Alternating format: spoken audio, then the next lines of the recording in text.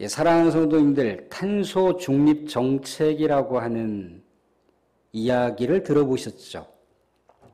최근 들어서 지구촌 곳곳에서나 수많은 나라들 가운데 탄소 중립 정책에 대해서 같이 공유하고 공감하면서 앞으로 지구촌에 있는 기후에 대해서 우리가 대책을 마련해야 된다라고 이렇게 여러 안건상으로 이렇게 크게 많은 나라들 간에 또 협약을 또 이루어가면서 이 정책들을 추구하고 있습니다.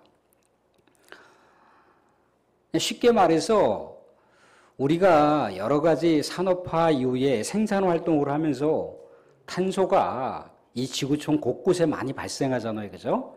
근데 그 탄소가 발생을 하는데 그 탄소가 지구 온도를 높인다는 거예요. 지구 온도를. 지구의 온난화를 만드는 거죠. 지구의 온난화가 만들어지면 어떤 현상이 일어나냐면은 우리가 감당할 수 없는 상황들, 또 기괴한 여러 가지 재해 현상들이 나타나는 거예요. 지금 지구촌에서는요, 수많은 홍수가 나타나잖아요. 그죠? 엄청난 댐들이 다 말라 비틀어져서 가뭄의 현상을 보이고 있는 그런 또 지구촌 곳곳도 있다는 겁니다.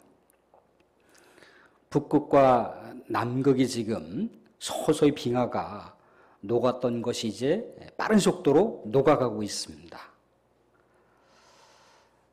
사막에도 이제 이상기후가 현상이 생긴다고 하죠. 그죠? 그렇게 50도에 육박했던 온도가 이제는 갑자기 시베리아 같은 그런 찬 기온이 이렇게 오고 간다고 합니다. 이제 지구 온난화 현상이 이제 그런 어떤 재해 현상이 나타난다는 거죠. 그래서 가급적이면 우리가 사용하고 있는 탄소들을 어떻게 하면 조절하고 잘 관리할 수 있는가, 그리고 또 우리의 삶을 또 쾌적하게 하는 수많은 자연 환경들이 있잖아요. 그죠? 자연물들을 잘 보존하면 그 자연물들이 탄소를 삼킨다는 거예요. 그래서 이중적으로 하는 거죠. 사람은 또 탄소를 사용하는 것을 가급적이면 잘 관리하고 조절하고 줄이고, 또 자연은 이 지구촌에 잔존하고 있는 탄소를 잡아먹어서 탄소를 제로로 만드는, 그러니까 말하자면 중립정책을 하는 거죠. 그렇게 지구온난화를 줄이는 그 정책이 탄소 중립정책이라고 하는 겁니다. 근데 지구온난화가 산업화 이후로 굉장히 많이 온도가 대표졌다고 합니다. 지구온난화가 지금 1.5도가 되잖아요. 그러면 우리가 지금 감당하고 있는 이 수많은 자연재해를 감당할 수 없는 한계가 계속해서 반복적으로 나타난다는 거예요. 지난번에 이 제주도 쪽을 상륙하고 이 포항 지역을 상륙했던 흰남노라고 하는 태풍이 이제는 우리가 매년마다 겪는 몇 차례 어떤 태풍이긴 하지만 그런 태풍들이 이제 너무 자연스럽게 쉽게 온다는 거예요. 우리가 근 3년, 이제 내년이면 4년을 넘어가는데 이 신종 바이러스하고 하는 것, 그전에도 바이러스의 그런 여러 가지 폐해들은 많이 있었어요. 그죠?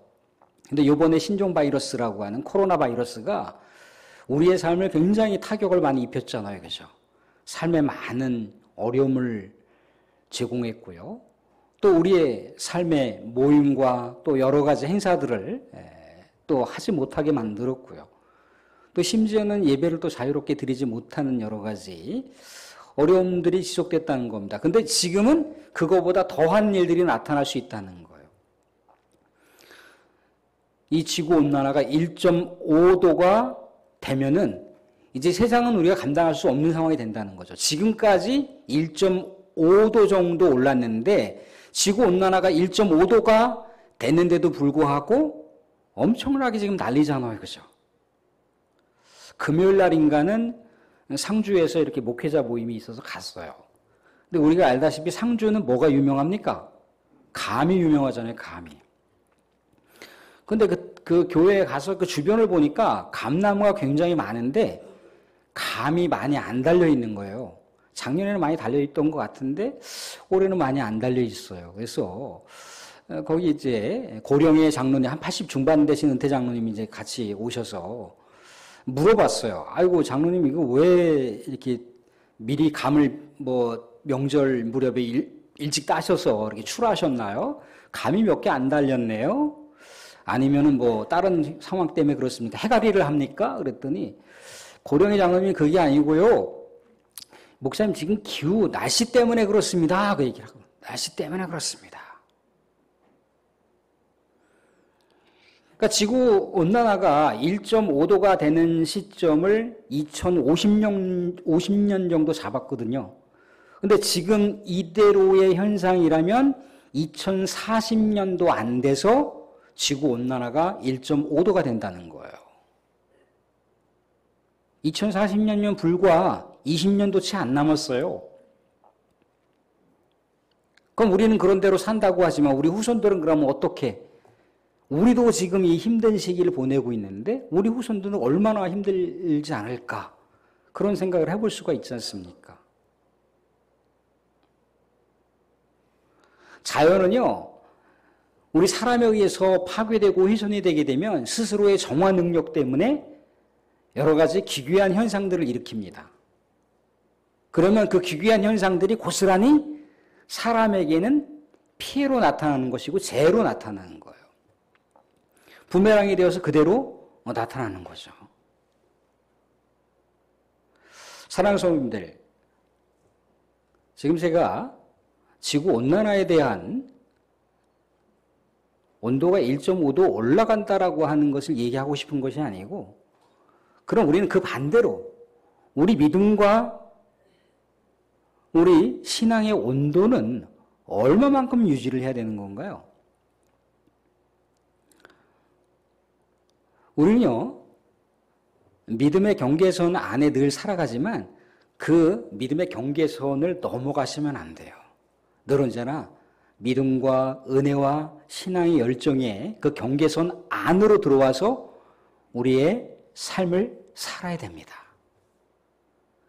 그 범위, 그 선을 넘어가게 되면요, 우리 스스로의 능력으로 다시금 믿음과 은혜와 신앙 열정의 선 안으로 들어올 수가 없어요.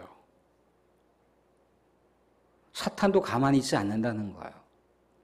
그 경계선 안에서 우리가 몸부림치고 살아가면 또 하나님의 은혜가 있어요. 하나님의 성령의 역사가 있습니다. 그래서 다시 우리를 끌어당겨요. 믿음의 영역 안으로 자꾸 들어오게끔 한다는 거예요.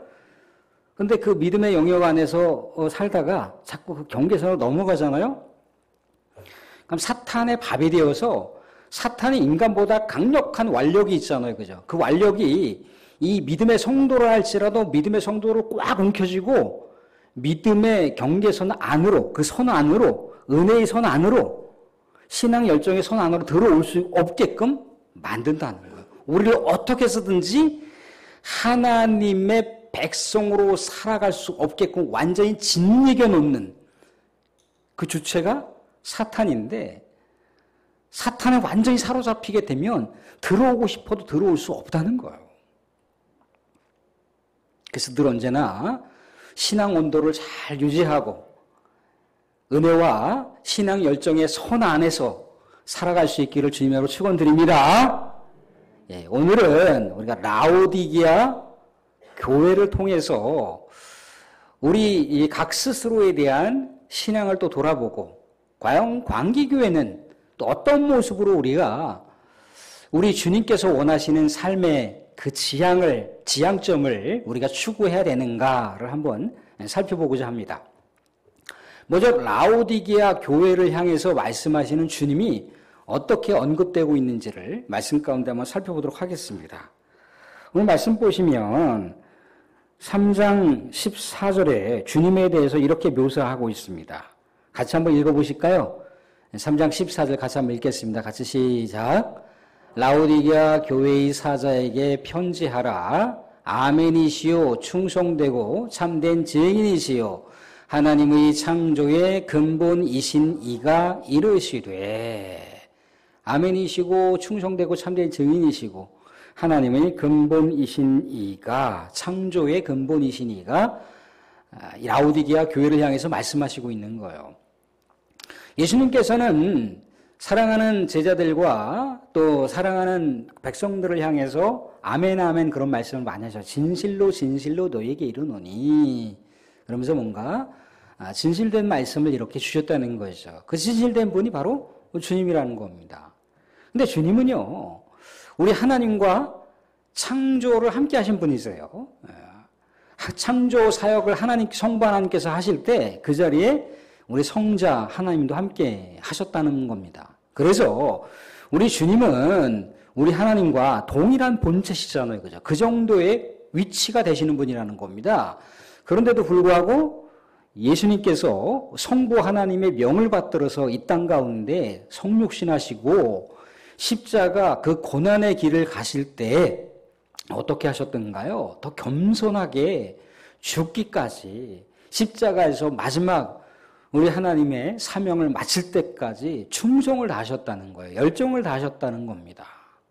그러한 눈으로, 그러한 내용으로 라오디게아를 살펴보시면서 말씀을 하시고 계시더라는 거죠. 라오디게아 교회를 향해서 뭐라고 말씀하시느냐면 오늘 15절, 16절에 이렇게 나와 있습니다. 15절 같이 한번 읽어보겠습니다. 같이 시작. 내가 내 행위를 아노니 내가 차지도 아니하고 뜨겁지도 아니하도다.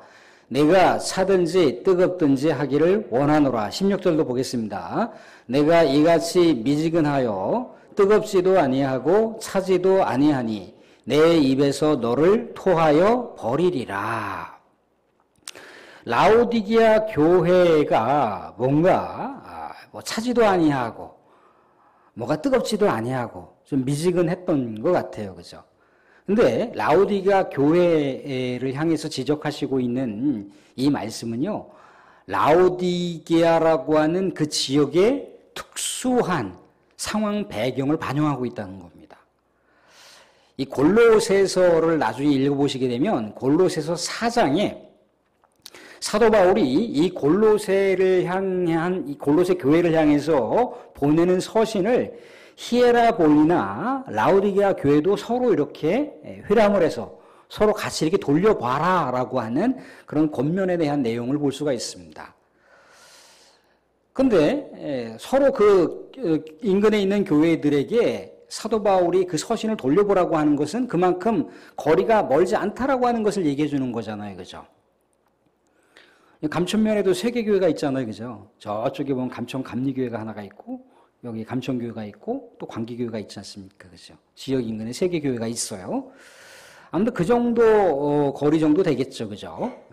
아무튼간 이 골로새라고 하는 지역과 라오디게아라고 하는 지역과 히에라볼리라고 하는 지역이 이렇게 인접해 있단 말이죠. 근데 라오디게아라고 하는 지역은요, 이렇게 자연적으로 흐르는 샘물이 별로 없어요. 그 자연적으로 공급해서 먹을 수 있는 물들이 그렇게 마땅치 않다는 겁니다. 그래서 이 북쪽에는 히에라볼리가 있고, 이 서쪽에는 라오디게아 교회가 있고, 동쪽에는 골로새 교회가 있어요. 그러니까 북쪽에 있는 히에라볼리 지역에 수로를 연결해서 이 라오디게아라고 하는 지역에서 물을 공급받는다는 겁니다. 물을. 근데 북쪽에서 이 히에라볼리 지역에는 정말 따뜻한 온천수가 막 콸콸콸콸 쏟아지는 거예요. 그러니까 뭔가 이렇게 배수로만 연결하면은 그 북쪽에 있는 히에라볼리 지역에서 흐르는 따뜻한 온천수를 이 라오디게아 지역이 자연스럽게 받았을 수가 있잖아요. 그죠?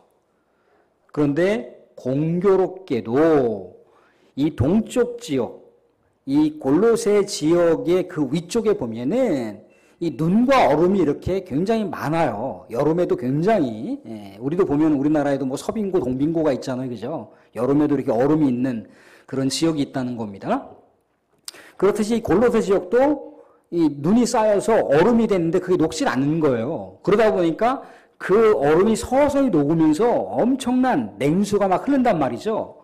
근데 이 냉수의 이 물줄기하고 이 히에라볼리에서 라오디게아로 흐르는 그 온천수하고 엉켜버려 갖고 정작 히에라볼리에서 라오디게아 지역으로 도착할 때쯤에 물이 차가운 물도 아니고 따뜻한 물도 아니고 그냥 미지근한 그런 물이 라오디게아 지역에 도착한다는 거예요. 그러니까 얼마나 밋밋한 물만 먹을 수밖에 없는 그런 환경이 자연스럽게 있다는 거죠.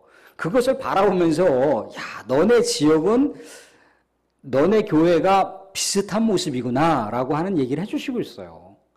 한마디로 말하자면 뭘 얘기하는 겁니까? 너네들의 신앙의 온도가 지금 그저 그렇다는 얘기를 지금 하시고 있잖아요. 그죠? 사랑하는 성도들, 우리 사랑하는 성도들의 신앙의 온도는 좀 어떠신가요? 신앙의 온도가 따뜻하십니까? 아니면 신앙의 온도가 미지근하십니까? 아니면 신앙의 온도가 차가우신가요? 우리 광기교회는 또 어떨까요? 광기교회는 신앙의 온도가 뜨겁습니까? 아니면 찹니까? 아니면 그저 그렇게 미지근합니까? 우리 스스로가 진단을 내볼 수 있을 것 같습니다. 그래서 예수님께서 뭐라고 이 교회를 향해서 어떤 처방전을 내리시느냐면 이런 처방전을 내리시고 있다는 거예요.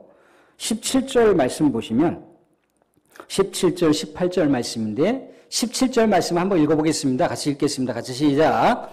내가 말하기를 나는 부자라 부요하며 부족한 것이 없다 하나 내 곤고한 것과 가련한 것과 가난한 것과 눈먼 것과 벌거벗은 것을 알지 못하는도다. 18절도 내가 너를 권하노니 내게서 불로 연단한 금을 사서 부요하게 하고 흰옷을 사서 입어 벌거벗은 수치를 보이지 않게 하고 안약을 사서 눈을 발라보게 하라. 그렇게 얘기하고 있어요. 그러니까 라오디게아 교회가 왜 신앙적으로 이 온도가 정말 뜨겁지도 않고 차지도 않고 뜨뜻 미지지근한 건지 뭐 한 건지 그렇다는 그 배경이 있을 수밖에 없는 게 이 라오디게아 지역은 또 금이 많은 지역이에요. 물질적으로 정말 부유한 지역이란 말이죠. 그리고 이 지역은요, 양털이 굉장히 많이 공급되는 지역입니다. 그러니까 사람의 입을 수 있는 옷들이 다양하다는 거죠. 다양한 또 색상과 다양한 옷을 만들 수 있는, 공급할 수 있는 곳이 라오디게아 지역이에요. 그리고 이곳은요, 안과 대학이 굉장히 많이 이렇게 발달된 지역입니다. 사람의 시력을 잘 유지할 수 있는 곳이라는 거예요. 그러니까 사람들이 이렇게 생각할 때 늘 언제나 안정적인 삶을 살아갈 수가 있잖아요. 그죠? 경제적으로도 어려움이 없고 또 다양한 옷 때문에 이 예수님 시대에는요. 또 예수 초대교회 시대만 하더라도 옷이 제대로 있었습니까? 옷이 없었어요. 옷 자체가 이불이란 말이죠. 그러니까 옷이 그렇게 굉장히 귀하단 말입니다. 그런데 이 라오디게아 지역은 옷이 풍성했단 말이죠.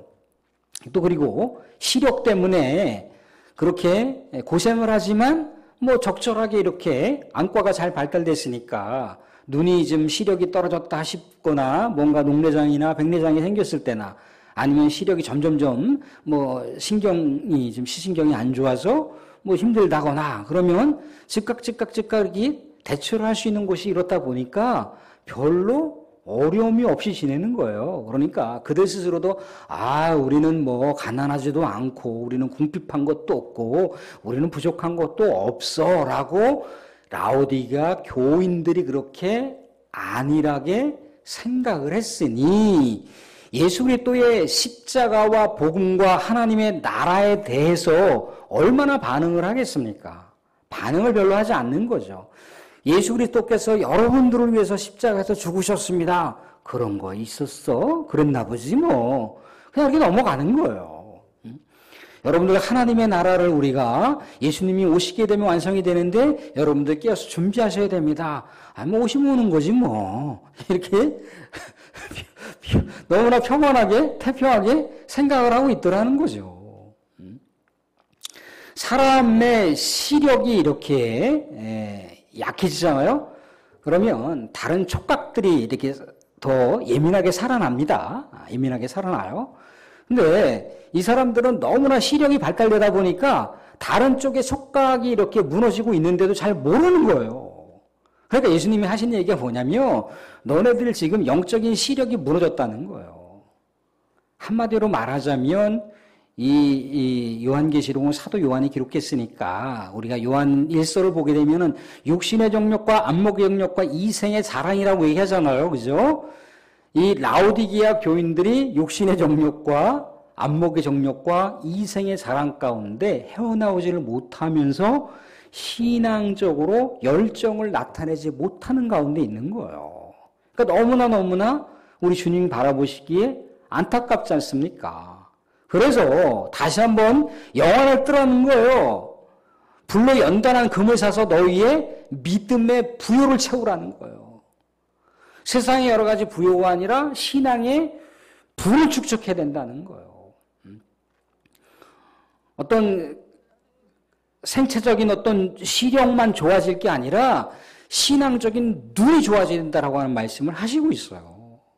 그게 처방전입니다. 그러면서 하시는 말씀이 오늘 19절에 이렇게 얘기를 하고 있더라는 거예요. 19절 보시면 물은 내가 사랑하는 자를 책망하여 징계하노니 그러므로 내가 열심을 내라 회개하라 그렇게 얘기하고 있습니다. 열심을 내라 회개하라. 지금 이 라오디게아 교회 성도들의 신앙의 온도가 완전히 지금 떨어졌다는 얘기잖아요. 그죠? 신앙의 경계선을 걸어가고 있는데 그 경계선 바깥으로 지금 나가려고 하는 지금 판국이란 말이죠. 그러니까 우리 주님께서 신앙의 경계선 안으로 들어와야 된다는 거예요. 신앙의 열정을 다시 찾아야 된다는 거예요. 회개하라고 얘기하고 있습니다. 예수님께서 이렇게 강하게 징계를 하시고 지적을 하시는데 대전제가 깔려 있습니다. 어떤 대전제가 깔리느냐면 다시 19절 말씀을 보시면 이런 전제가 깔려 있어요. 뭐라고 깔리냐면 내가 사랑하는 자를 누구로 사랑한다는 겁니까? 라오디게아 교회 성도들을 우리 주님께서 사랑하신다는 거예요. 그 사랑하는 마음을 가지고 지금 라오디게아 교회의 신앙의 상태에 대해서 우리 주님께서 징계하시고 다시금 회개할 것을, 다시금 열정을 회복할 것을 촉구하고 계시더라는 거예요. 그런데 이렇게 주님의 말씀을 듣는 자들, 마음을 돌이키고 다시금 신앙의 열정을 회복하게 되는 자들, 그런 자들은 주님이 오실 날을 기다리면서 사모하는 자들이라는 거예요. 사랑하는 우리가 1000명만 살 것 같습니까? 우리 주님께서 오시면 이 세상의 삶은 정리되는 거예요. 이 세상의 삶은 종료되는 겁니다. 이 세상에 우리가 누리고 있는 것들 1000년만년 누릴 수 있는 게 아니라는 거예요. 그렇다면 우리가 이 세상 가운데 누리고 있으면서도 불구하고 동시에 우리 주님의 다시 오심을 우리가 기다리는 마음을 놓치지 말아야 된다는 거예요.